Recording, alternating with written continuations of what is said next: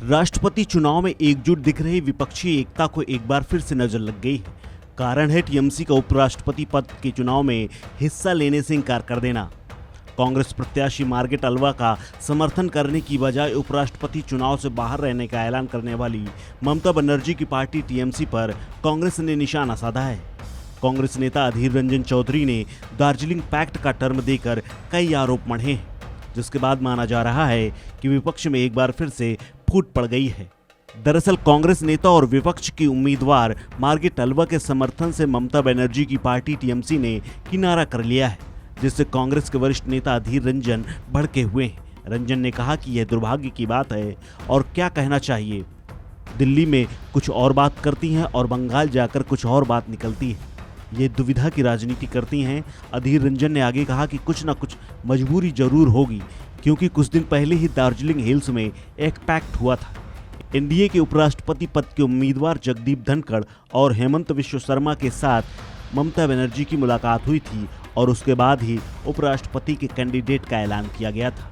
आपको सब पता लग जाएगा, एक तरफ बीजेपी को खुश करना है और दूसरी तरफ बेमतलब विपक्ष पर आरोप लगाना है। कुछ दिन पहले बंगाल के गवर्नर साहब, जिन्होंने वाइस प्रेसिडेंट के लिए प्रत्याशी है, अभी गवर्नर साहब जिनका साथ बंगाल की मुख्यमंत्री की दिन रात टकराव चलते थे, घमासान जंग चलते थे, वो गवर्नर साहब ने ममता बनर्जी को बुलाया जब गवर्नर साहब दार्जिलिंग घूमने गए, और उसके साथ साथ आसाम के मुख्यमंत्री हेमंत बाबू उनको भी बुलाए। तीनों में मीटिंग हुई, गवर्नर साहब, हेमंत बाबू और ममता बनर्जी। दूसरे दिन गवर्नर साहब को प्रत्याशी बनाने की फैसला हुई। इसका मतलब क्या है? दार्जिलिंग पैक्ट हो गई थी। ये दार्जिलिंग पैक्ट के चलते हेमंत बिश्व शर्मा, ममता बनर्जी, गवर्नर साहब में अपने में एक समझौता हुई कि हमें मदद करो, तुम्हारी भलाई होगी।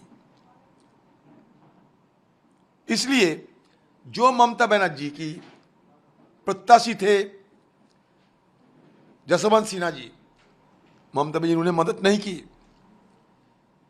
ऑल पार्टी मीटिंग बुलाते हुए भी उन्होंने उसमें नहीं मौजूदगी रहती है। सोनिया गांधी के खिलाफ सारे ऑपोजिशन पार्टी इकट्ठा होकर जब आवाज बुलंद करना चाहते हैं, जॉइंट स्टेटमेंट में सिग्नेचर करते हैं, उस समय भी बंगाल के टीएमसी पार्टी नदारत रहते हैं, सिग्नेचर नहीं करते। इसका मतलब ये बीजेपी के साथ टकराव, दुश्मनी नहीं चाहती बंगाल के मुख्यमंत्री ममता बनर्जी। ये मेरा अपना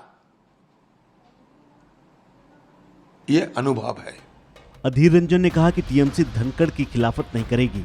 यह ममता बनर्जी की खुद की मजबूरियां हैं। वह खुद को बचाना चाहती हैं।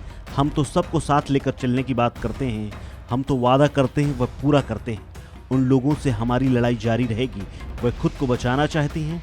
कभी ठंडा चलो, कभी गर्म चलो की नीति पर चलती हैं। ध्रुवीकरण की राजनीति में दोनों का फायदा होता है। इस खबर में फिलहाल इतना ही। अपडेट्स के लिए बने रहिए वन इंडिया हिंदी के साथ।